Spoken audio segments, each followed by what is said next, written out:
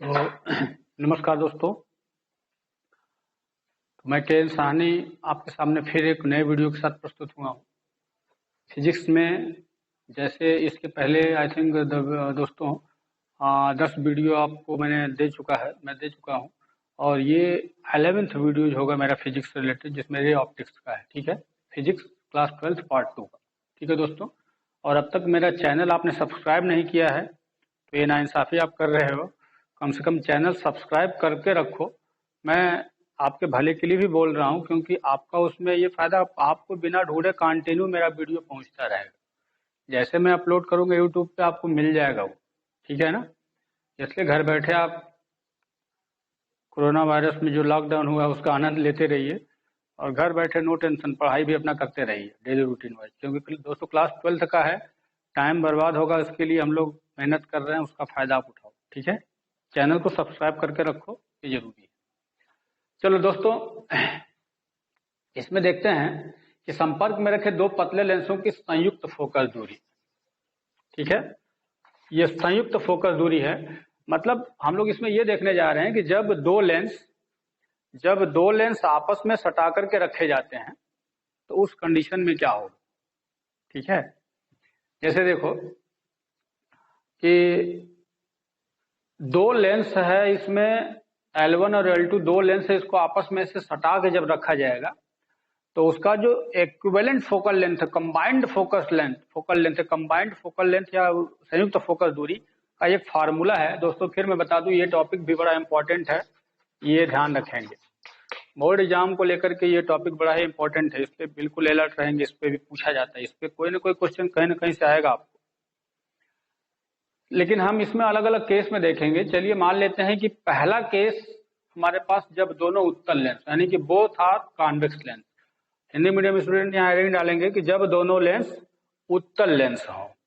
ठीक है, और इस हेडिंग के अंतर्गत हम लोग देखने जा रहे हैं इसका संयुक्त फोकस दूरी क्या है। चलिए मान लेते हैं कि पहले लेंस की फोकस दूरी f1 है, दूसरे लेंस की फोकस दूरी f2 है और इसके सामने एक ऑब्जेक्ट O पे रखा हुआ है, कोई वस्तु है O पर रखी गई है।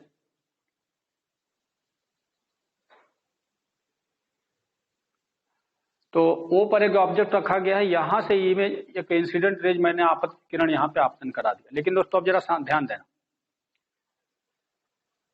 अब ये समझते हैं कि अगर O से चलने वाली किरण लेंस L1 पर पड़ेगी और ये इमेजिन करो अगर ये लेंस L2 ना होता, ध्यान देना यहाँ पे, इसके पहले आप जाओगे पतले लेंस की फोकस दूरी के लिए जो लेंस मेकर फार्मूला था उसमें भी कुछ ऐसा समझाएगा, उसको दोबारा देखना। मान लो कि अगर ये लेंस L2 न होता, सपोज दैट, तो अकेला ये लेंस होता तो इसका इमेज कहीं ना कहीं तो जाके बना देता ना, और जहां भी ये लेंस L2 की अनुपस्थिति में इस O ऑब्जेक्ट का जो इमेज L1 द्वारा बन रहा है वो इस पॉइंट पे हम इसको I डैश मान लेते हैं, और यहां से जो डिस्टेंस है दोस्तों इसको हम मान लेते हैं V डैश। ठीक है, ये पहला केस। तो अब आप ये समझ सकते हो कि हम इस लेंस के लिए देखें तो फॉर लेंस L1, जैसे मैंने बताया था वो अपने से लिखना भी आपको कि जब L1 के समक्ष बिंदु पर U डिस्टेंस पर बिंदु वस्तु O रखी गई है L2 की अनुपस्थिति में, माना इसका प्रतिबिंब I डैश पर V डैश दूरी पर बनता है, तो उस स्थिति में तब लेंस L1 के लिए आप क्या लिखोगे, 1/V डैश, ये यहां से इमेज हो गया प्रतिबिंब की दूरी, -1/U ये वस्तु की दूरी, बराबर 1/F1। याद आया, वही 1/V - 1/U = 1/F। लेकिन आप ध्यान से देखो, V की जगह V डैश मैंने लिखा है, U को ऐसे ही रख दिया है, अब फोकल लेंथ इसका F1 कंसीडर किया गया तो 1/F1 लिख के समीकरण नंबर 1 बना दो। ठीक है, लेकिन दोस्तों इसके आगे चलो, अब ये देखो कि वास्तव में तो ऐसा है नहीं कि L2 तो यहाँ प्रेजेंट है ना। अब देखो, लेकिन अगर L2 प्रेजेंट होगा तो जो यहाँ पे ये वस्तु का प्रतिबिंब बना हुआ था I डैश पे, इसका प्रतिबिंब I डैश पर बना हुआ था, तो अब यही इसके लिए लेंस L2 के लिए ये आभासी वस्तु का काम करेगा। ये वर्चुअल इमेज बन जाएगा लेंस L2 के लिए, यानी लेंस L2 के लिए जो आइडस पर बना प्रतिबिंब है ये वर्चुअल इमेज बन जाएगा, आभासी प्रतिबिंब बन जाएगा, आभासी वस्तु। और आभासी वस्तु मानते हुए आप करोगे क्या कि इस लेंस के लिए अगर ये वस्तु है तो वास्तव में ये लेंस इस किरण को, जैसे इस लेंस ने किरण को इतना मोड़ा तो ये लेंस किरण को और मोड़ देगा, और तब यहां से दोस्तों फिर इसका इमेज आप यहां पे देखोगे आई पे, और ये मान लिया जाएगा यहां से इसका डिस्टेंस भी है। पतला लेंस पहले बोल दिया गया, इसलिए इसके डिस्टेंस को इग्नोर किया गया, ध्यान रखिएगा, नजरअंदाज किया गया इसकी मोटाई को, इसके डिस्टेंस हम यहां से सारे डिस्टेंसेस यही से लेंगे, वो देखने में इधर उधर लगेगा लेकिन सारे डिस्टेंस को हम इसके मिड पॉइंट से मेजर करेंगे, ठीक है। तो आप जरा दोस्तों देखो, इसके लिए अगर लेंस L2 के लिए लिखना हो तब क्या करोगे, फॉर लेंस L2 लेंस के लिए जाओगे तब क्या होगा, आप जरा देखो कि अब जो प्रतिबिंब की दूरी है ये हो जाएगी v, और वस्तु की दूरी ये क्या है, ये v डैश हो जाएगा, इज इक्वल टू ये क्या हो जाएगा F2। ये समीकरण नंबर 2 समझ में आ गया। बस अब आपको करना है क्या कि समीकरण 1 और 2 को जोड़ दीजिए। तो समीकरण 1 में 2 को जैसे ही जोड़ोगे, एडिंग इक्वेशन 1 and 2, अब ये देखो जोड़ोगे तो क्या होगा, 1/v डैश से 1/v डैश कैंसिल हो जाएगा ना, और ये कैंसिल होगा तो जो बचेगा मैं लिखने जा रहा हूँ 1/v माइनस यहाँ से 1/u बच रहा, और यहाँ से दोस्तों बच जाएगा 1/f1 प्लस 1/f2, ठीक है। इतना समझ में आ गया होगा, हमने जोड़कर कितना दिखा दिया। लेकिन अब यहाँ पे काम ये करो कि मान लिया जाए कि दोनों सटा के रखे गए हैं, तो दोनों एक नए लेंस का काम करेंगे, और नए लेंस का फोकस दूरी को हम कैपिटल F मान लेते हैं। यहाँ पे लिखना होगा आपको एक लाइन कि माना दोनों लेंसों की संयुक्त फोकस दूरी कैपिटल F है, लिख लोगे, माना संयुक्त लेंस की फोकस दूरी कैपिटल F है। Let us consider the combined focal length of both the lenses is focal length is capital F। तो दोस्तों आप क्या होगा कि उस कैपिटल F का मतलब कि ये V जो है दोनों लेंसों के लिए प्रतिबिंब की दूरी है, और जो U है दोनों लेंसों के लिए वस्तु की दूरी है, तो हम इसके जगह पे चाहें तो 1/F रख सकते हैं कि नहीं, 1/F is equal to 1/v minus 1/u रख सकते हैं ना। तो आप कर दो 1/F is equal to 1/f1 plus 1/f2। तो ये दोस्तों फार्मूला हमारे लिए होगा जब दो उत्तल लेंस एक दूसरे से सटा के रखे जाएंगे, तो उसकी जो संयुक्त फोकस दूरी है वो 1/f1 प्लस 1/f2 से मेजर करोगे। समझ में आया? या डायरेक्ट अगर F चाहिए तो F इज इक्वल टू आप लिख सकते हो F1 F2 बटे F1 प्लस F2, इस फार्मूला का यूज करोगे।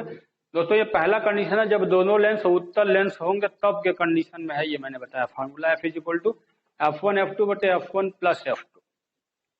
समझ में आ जाएगा ना। चलो अब इसके बाद दूसरा केस यहीं से आप ले लो।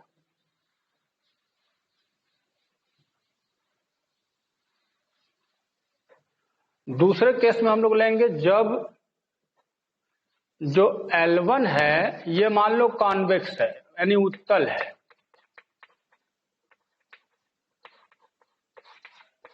जो L1 है उत्तल है, लेकिन L2 मान लो अवतल हो जाए, यानी कॉन्केव हो जाए। जो L1 है वो उत्तल रहे और ये अवतल हो जाए, तब क्या होगा सिचुएशन क्या होगा उस कंडीशन में, तो F1 जो होगा वो पॉजिटिव लेना पड़ेगा और F2 को क्या लेना पड़ेगा, नेगेटिव लेना पड़ेगा। बस उसका एक्सप्लेनेशन मैं नहीं दे रहा हूँ, बस फार्मूले का डिस्कशन है, ध्यान रखना। और तब दोस्तों F की वैल्यू आप जब भरोगे F1 F2 अपान F1 F2 अपान F2 को नेगेटिव लेना है ना, तो यहाँ पे हो जाएगा माइनस F2 और ये हो जाएगा F1 माइनस F2, ठीक है। लेकिन ऊपर नीचे माइनस का अगर मल्टीप्लाई दोस्तों कर दोगे तब क्या हो जाएगा, F1 F2 अपान F2 माइनस F1, ये कैपिटल F का मान हो जाएगा दोस्तों। अगर एक पहला वाला उत्तल है दूसरा अवतल लेंस हो जाएगा, तब उसी फार्मूले को आप देखोगे तो ऐसे चेंज हो जाएगा। ठीक है ना। अच्छा, अब इसमें कुछ कंडीशनल, लेकिन इसमें कंडीशन क्या है, केस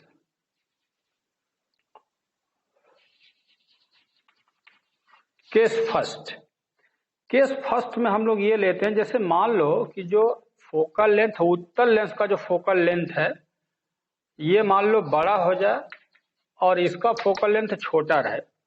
ठीक है, लेकिन अवतल, ध्यान रखना, दूसरा वाला अवतल है, पहला वाला उत्तल है, लेकिन शर्त है कि यदि f1 बड़ा हो जाए f2 से, तो f1 का मान अगर f2 से बड़ा हुआ तो होगा क्या कि f1 अगर बड़ा है f2 से दोस्तों, तो ये निगेटिव दे देगा कि नहीं। f1 ये बड़ा है ये छोटा, तो ऋण वाला बड़ा हो तो ये पूरा उत्तर निगेटिव आ जाएगा। तो इसका मतलब है कि कैपिटल F का मान निगेटिव हुआ।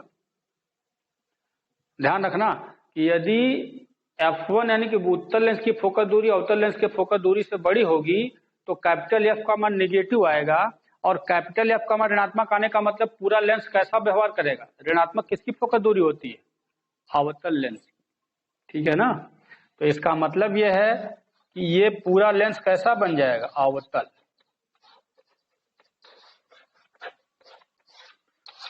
यहाँ पे आपको लिखना पड़ेगा कि अतः दोनों लेंस अवतल लेंस की भांति व्यवहार करेंगे। पूरा लेंस एक अवतल लेंस की तरह व्यवहार करेगा। इसके बाद केस सेकंड में आप देख लो, तब क्या होगा अगर f1 बराबर f2 हो जाए दोस्तों।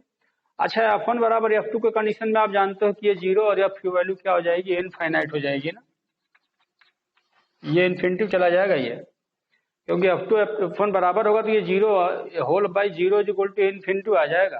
तो उस केस में दोस्तों f इज इक्वल टू अगर इन्फिनिटिव है, आप बताओ इन्फिनिटिव किसकी फोकल लेंथ होती है, प्लेट की। बिल्कुल, समतल प्लेट जो होता है उसका फोकल लेंथ इन्फिनिटिव या अनंत होता है ना। तो इसका मतलब इस कंडीशन में जो लेंथ होगा दोनों कैसा बन जाएगा, एक प्लेट बन जाएगा, समतल प्लेट।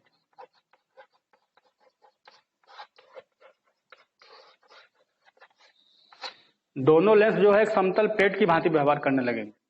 ठीक है। तीसरा केस, अगर मान लिया जाए कि f1 छोटा हो जाए f2 से दोस्तों। अच्छा, अगर f1 छोटा हुआ तब ये टोटल पॉजिटिव आंसर देगा, यानी कि f की वैल्यू पॉजिटिव मिलेगी, और तब ये पूरा दोनों लेंस कैसा काम करने लगेगा, उत्तल की भांति व्यवहार करेगा। यानी कि दोनों लेंस मिलकर के कॉन्वेक्स लेंस की भांति बिहेव करने लगेंगे। ठीक है।